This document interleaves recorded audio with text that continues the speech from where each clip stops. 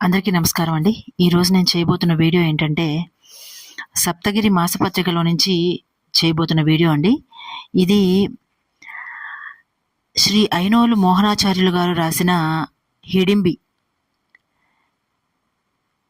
ఇది ఆయన రాసిన కథే అయినా కానీ ఇది ఒక స్త్రీల యొక్క గుణం గురించి రాయబడిన కథ అనమాట. దీన్ని నేను మీతో పంచుకోదలుచుకున్నాను. సో అందుకని ఈరోజు ఈ వీడియో చేస్తున్నానండి. హిడింబి ఒక అరుదైన స్త్రీమూర్తి కథ ఇది. హిడింబి అంటే కేవలం మనము ఒక రాక్షస జాతికి చెందిన ఒక స్త్రీని గురించే మనం అనుకుంటాం. కానీ ఆవిడలో ఉన్న త్యాగం కానీ, ఆవిడలో ఉన్న ఒక ధైర్యం కావచ్చు, ఆవిడ పాటించిన ధర్మం కావచ్చు, లేదంటే ఆవిడ వదిలేసిన ఆవిడ సొంతమైన వ్యక్తిగత ఒక ఆనందాల్ని వదిలేసిన, త్యాగం చేసిన ఆ గుణాన్ని కానీ మనం చూడాల్సిన అవసరం ఎంతైనా ఉంది. ఎందుకంటే జనరల్‌గా అందరూ హిడింబ అంటే కేవలం రాక్షస జాతికి చెందిన స్త్రీనిగానే అందరూ చూస్తూ ఉంటారు.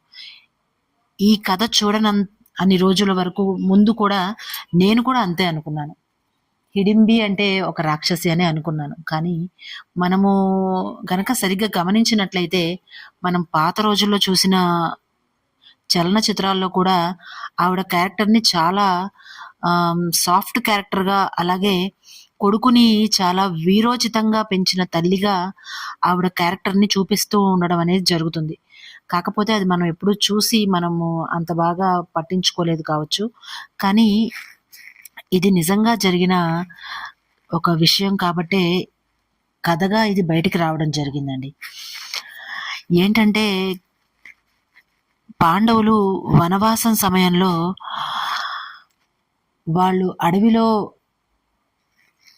ఉంటున్న క్రమంలో లక్క ఇంట్లో ఉన్నప్పుడు ఆ లక్క ఇల్లు తగలబడిపోవటం మూలంగా వాళ్ళు నివాసయోగ్యంగా లేని ఒక పరిస్థితిలో ఉన్నప్పుడు, వాళ్ళకి ఉండడానికి ఇల్లు కూడా లేని ఒక స్థితిలో వనవాసం సమయంలో వాళ్ళు కష్టాలు పడుతున్నప్పుడు, ఒకనాటి రాత్రి వాళ్ళందరూ ఒక చోట నిద్రించే సమయంలో హిడింబాసురుడికి, అతని చెల్లెలైన హిడింబికి మానవ వాసన తెలిసి వాళ్ళు ఆ హిడింబాసురుడు ఆవిడ్ని పంపుతాడనమాట.